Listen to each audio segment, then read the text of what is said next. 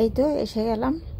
আশা করি ভালো আছো। আমিও অনেক বেশি ভালো আছি, আর বেশি ভালো আছি বলেই আমি সবাইয়ের মনের মতো রেসিপি নিয়ে হাজির হয়ে গেলাম।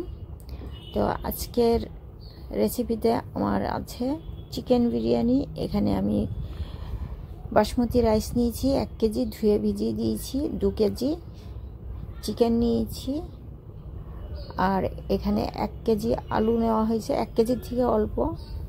গরম মশলা নিয়েছি, এখানে তেজপাতা, দারচিনি, লং, গোলমরিচ, গোটা শাহি জিরে, গোটা ধনে 1 চামচ, গোটা ধনে 2 চামচ, গোটা ধনে 1 চামচ, শাহি জিরে। তো এই মশলাগুলো আমি ভেজে ফ্রাই করে নিব। এটা আমি আর দেখালাম না, ভিডিওটা লম্বা হয়ে যাবে। তো আমি এখন এসে গেছি, জল বসিয়ে দিয়েছি। এখানে জল ফুটে গেছে। ফুটন্ত জলের মধ্যে আমি গরম মশলা অ্যাড করে দিলাম। এলাচ, গোলমরিচ, দারচিনি আর 2 থেকে 3টে ফাটিয়ে দিলাম। এলাচ দিয়েছি, শাহি জিরে 1/2 টিস্পুন, একটা তেজপাতা চিড়ে দিলাম, নুন স্বাদ মতো। এখানে নুনটা একটু বেশি লাগবে, রাইসটা বানাতে নুনটা একটু বেশিই লাগে। 2টো কাঁচা লঙ্কা আমি ফাটিয়ে দিচ্ছি, ফাটিয়ে দিলে এটার ফ্লেভার আসবে।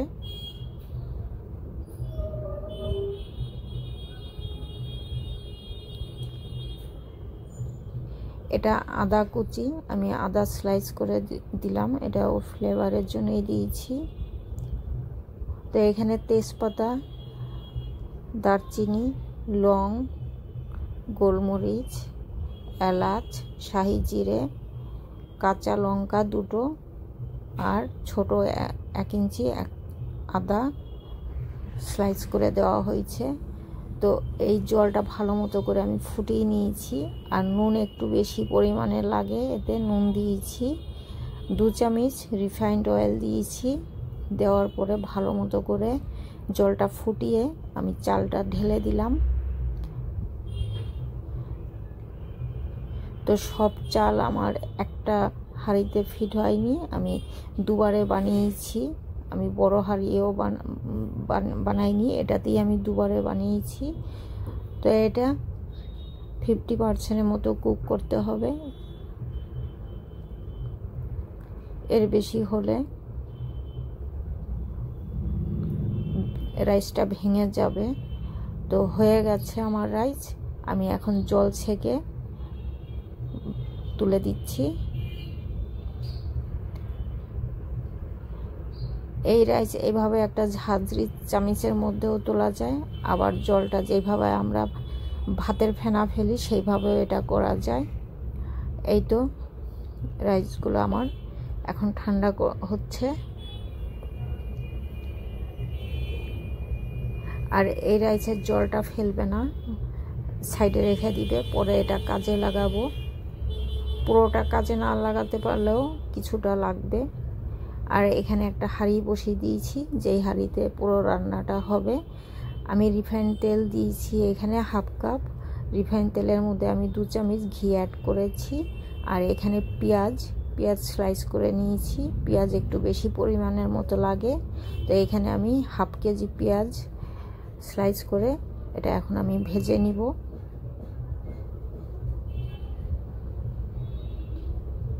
এই বিরিয়ানির আসল মজা এই পেঁয়াজের মধ্যেই। তো এদিকে আমার পেঁয়াজ ভাজা হচ্ছে, আর এখানে আমি একটা মিশ্রণ বানিয়ে নিব। এখানে 1 কাপ দুধ নিয়েছি, এটা গরুর দুধ। তো দুধের মধ্যে কিছু জাফরান আমি দিয়ে দিলাম, আর এটা কেওড়া জল, 2 চামচ কেওড়া জল অ্যাড করছি।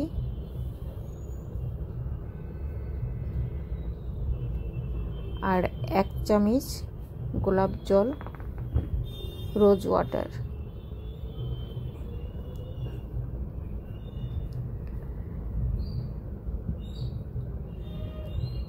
দু চামচ কেওড়া জল, 1 চামচ গোলাপ জল। গোলাপ জলটা একটু কম লাগে, এটার গন্ধটা অনেক বেশি আর স্ট্রং। এখন আমি যেটা দিচ্ছি এটা মিঠা আতর, যেটাকে আমরা বলে থাকি বিরিয়ানির সেন্ট। এই জিনিসটাই। তো এইটা দিয়ে ভালো মতো করে মিশিয়ে এটা আমি সাইডে রেখে দিলাম। আর ততক্ষণে আমার পেঁয়াজ লাল হয়ে গেছে, এর থেকে বেশি আর ভাজবো না। ভাজলে তাহলে বেশি ভেজে নিলে পেঁয়াজ গলে না।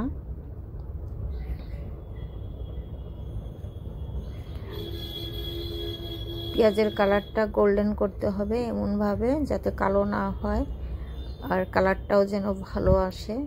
গ্রেভির কালারটা ভালো আসার খুব দরকার। এখানে আমি 1 কাপ জল প্রথম আমি অ্যাড করলাম।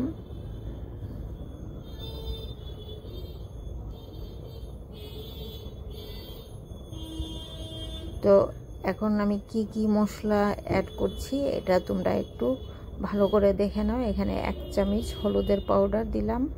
প্রথমেই আমি হলুদের পাউডার দিয়ে দিচ্ছি, হলুদের একটা গন্ধ থাকে, ওটা কাটিয়ে নিতে হয়। লাল লঙ্কা পাউডার 2 চামচ,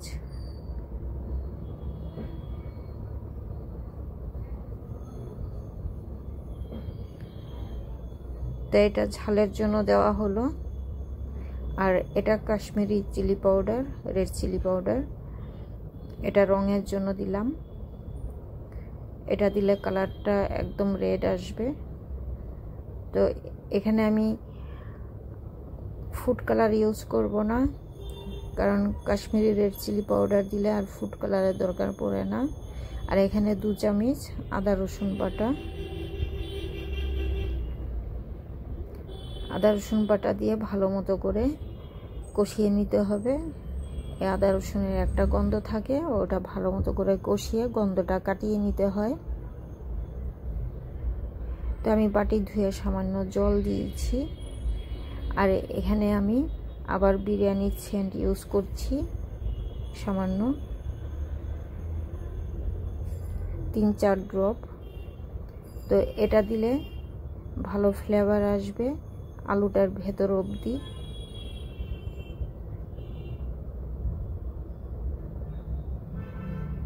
তো এই ঝোলটা যেন শুকায় না, তো আমি আবার 2 চামচের মতো জল অ্যাড করলাম।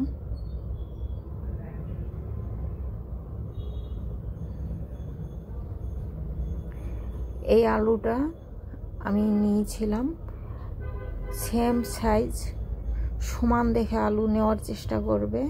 এখানে আমার 6টা আলু আছে, জানি কি হাফ কেজির বেশি। তো আমি সমান সাইজ আলুগুলো নিয়েছি। আরও 2টো আলু হলে ভালো হতো, কারণ আলুগুলো আমি ওগুলো ম্যাশ করতে পারিনি, ছোট বড় হয়ে যাচ্ছিল। তো এই আলুগুলো প্রথম আমি প্রেসার কুকারে সেদ্ধ করে নিয়েছিলাম নুন আর ফুড কালার দিয়ে।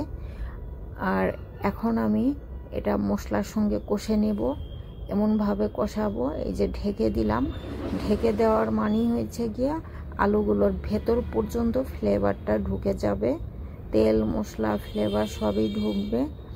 এই আলুটাই হয়েছে মেন এই বিরিয়ানির। তো আলু দেখে তোমরা এতক্ষণে নিশ্চয়ই বুঝতে পারছো আমি কি বিরিয়ানি বানাতে শুরু করেছি। আমি দাদা বৌদি বিরিয়ানি রেসিপি বানাচ্ছি। তো এই দাদা বৌদি বিরিয়ানি যে একবার ট্রাই করে সেই বুঝতে পারে এটার টেস্ট।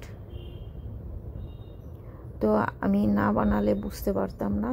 তো আলুটা আমি দেখাচ্ছি সেদ্ধ হয়েছে কতটা। তো আলুটা ভালোভাবে সেদ্ধ হয়েছে। আর দাদা বৌদির বিরিয়ানিতে আলুটাই হয়েছে বেশি ইম্পর্টেন্ট। তো আলু আমি তুলে নিয়েছি। এখন আমি মাংসগুলো একটা একটা করে এই মশলার উপরে সাজিয়ে দেব। আলুটা আমার একদমই ভাঙেনি, ভালো সেদ্ধ হয়েছে। নুন মশলা সবই ভেতরে আশা করি ঢুকে গেছে, দেখতেও ভালো হয়েছে। আর এই মাংসগুলো দেওয়ার পরে আমি 2 হাতে এভাবে হিলিয়ে দিচ্ছি। আর এখন এটা আমি উল্টাপাল্টা করে নাড়ার আগে আমি উল্টো করে দিব, যেমন আমরা মাংস ফ্রাই করি ঠিক এমনিভাবেই উল্টো করে দিব, কারণ একটা পাশ হয়ে গেছে। আর উল্টাপাল্টা করে যদি নাড়াচাড়া করি তাহলে কোনো মাংসর ভেতরে ফ্লেভার যাবে আর কোনোটার ভেতরে ফ্লেভার যাবে না। ওই জন্য আমি চাইছি যেন প্রত্যেকটার ভেতরে ফ্লেভার সমানভাবেই ঢোকে। ওই জন্য আমি একটা একটা করে উল্টো করে দিয়েছি। দেওয়ার পরে আমি উল্টাপাল্টা করে এখন নাড়া শুরু করেছি। কিছুক্ষণ আমি 2 মিনিটের জন্য ঢেকে দিয়েছিলাম। এখন আমি উপরেরটা নিচে, নিচেরটা উপরে করে দিচ্ছি। আর তলাটা দেখতে হবে যাতে না ধরে যায়। তলাটা ধরে গেলে বিরিয়ানির টেস্টটাই নষ্ট হয়ে যাবে। তাই একবার আমি ঝাল আর নুনটা চেক করে নিচ্ছি। আমার মনে হচ্ছিল নুন একটু কম, তো আমি আবার হাফ চামচ নুন অ্যাড করে দিলাম। নুনটা নিজের উপরে যে যেমন নুন খাবে এটা একটু বুঝে বুঝে দিতে হবে। একবারে বেশি করে দিয়ে দিলাম না, ওরকম না, তাহলে নুনটা বেশি হয়ে গেলে পুরো রেসিপিটাই খারাপ হয়ে যায়। তো আমি আবার ঢেকে দিচ্ছি। চিকেনটা হয়ে এসেছে, আবার আমি নেড়ে দিচ্ছি ঢাকনা খুলে। আমি 2 বার ঢেকে দিয়েছিলাম। আলু ঢেকেছিলাম 1 বার, আর মাংস ঢাকা হয়েছিল 2 বার। 2 মিনিটের জন্য ঢেকেছিলাম মাংস 2 বার। তো মাংস আমার পুরোভাবে রেডি হয়ে গেছে। এখন আমি এই যে রাইস বয়েল করেছিলাম সেই রাইসটা উপর দিয়ে দিচ্ছি। এতক্ষণ আমার রাইসটা ঠান্ডা হয়ে ঝরঝরে হয়ে গেছে। রাইস এত ভালো হয়েছে, একটা রাইসও ভাঙেনি।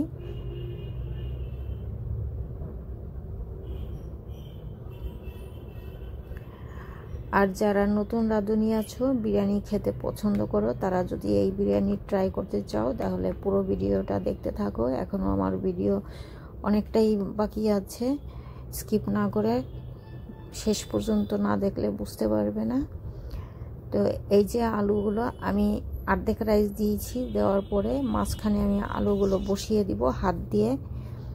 তো এইভাবে হাতেই দিতে হবে আলুগুলো, তাহলে ঠিক মতো বসবে। আর আলুটা চাইলে আমি মাংসর মধ্যেই রাখতে পারতাম, রাখলাম না, তাতে আলুটা ভেঙে যাবে।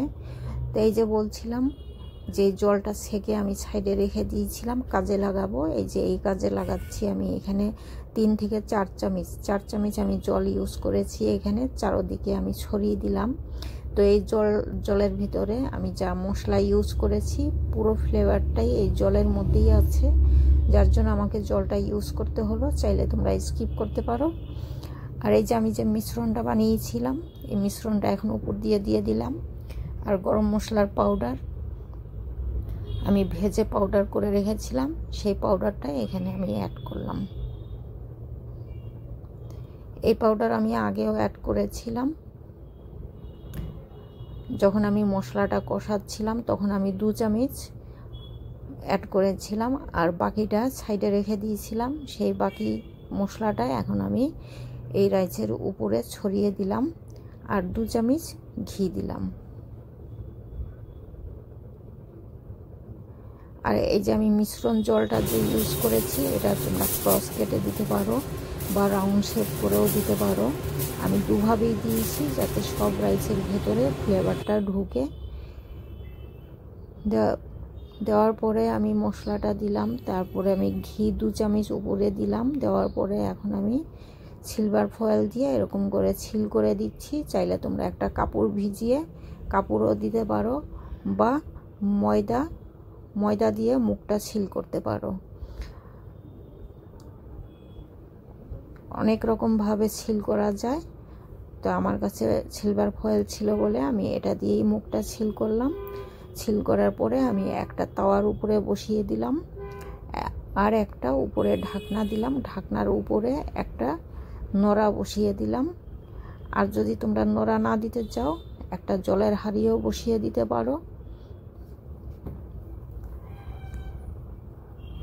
এখন আমি এটা গ্যাসের লো ফ্লেমে রেখেছিলাম 15 মিনিটের জন্য, আর গ্যাস অফ করে রেখেছিলাম 20 মিনিটের জন্য। মোট আমার এখানে 40 মিনিটের মতো আমি তাওয়ার উপরে দমে রেখেছিলাম। আমার কাছে সময় ছিল বলে আমি দমে 40 মিনিট রাখতে পেরেছি। আর যাদের কাছে সময় থাকে না তারা 20 মিনিট বা বেশি হলেও 30 মিনিট রাখতে পারো। তো আমি এখন দেখাচ্ছি আমার বিরিয়ানিটা পুরোভাবে রেডি হয়ে গেছে খাওয়ার জন্য। আমি তোমাদের ভালো করে দেখাচ্ছি। আমার বিরিয়ানিটা একদমই ধরেনি, ঝরঝরে হয়েছে। আলুগুলো ভাঙেনি, মাংসগুলো ভাঙেনি, সব মাংস আলু পুরোভাবে গোটা আছে। রাইসটা একদম ঝরঝরে সফট। এই তোমরা দেখেই বুঝতে পারছো কেমন হয়েছে। তো এমন বিরিয়ানি কার খেতে ভালো লাগে না, দেখেই মানে জিভে জল এসে যায়। তো আর দেরি কেন, আমার এই ভিডিও দেখার পরে তোমরাও ট্রাই করতে পারো।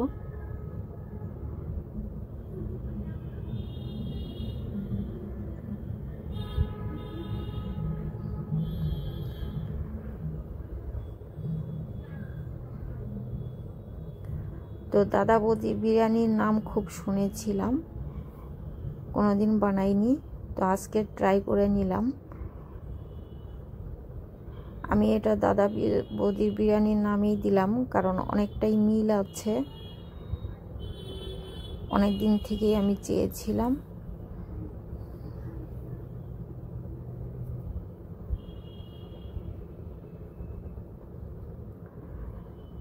তো আমি অনেক কটা আলু বার করে দেখালাম, মাংসগুলো দেখালাম, আর ভেতর পর্যন্ত আমি রাইস দেখালাম।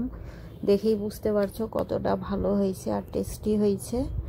তো আশা করি আমার এই রেসিপি তোমাদের একটু হলেও কাজে লাগবে। আর যদি তোমাদের উপকারে লাগে তো আমার ভিডিওটা লাইক এন্ড সাবস্ক্রাইব করবে, শেয়ার করবে বেশি বেশি। আর এমন ভিডিও পেতে হলে চ্যানেলটাকে সাবস্ক্রাইব করে রাখো, নিত্য নতুন ভিডিও তোমাদের কাছে পৌঁছিয়ে যাবে। কমেন্টস করে জানাবে আমার এই বিরিয়ানি রেসিপি কেমন লেগেছে।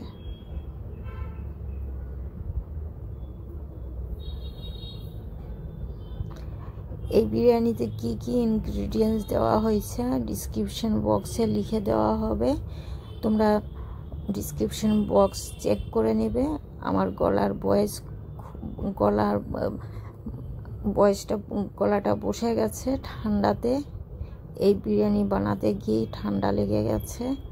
তো তোমরা আমার গলার ভয়েসটা যদি ভালো করে শোনো তাহলেই বুঝতে পারবে যে এখানে কি কি দেওয়া হয়েছিল। আর সেটাতেও যদি বুঝতে না পারো অবশ্যই ডিসক্রিপশনের বক্সে একবার চেক করবে।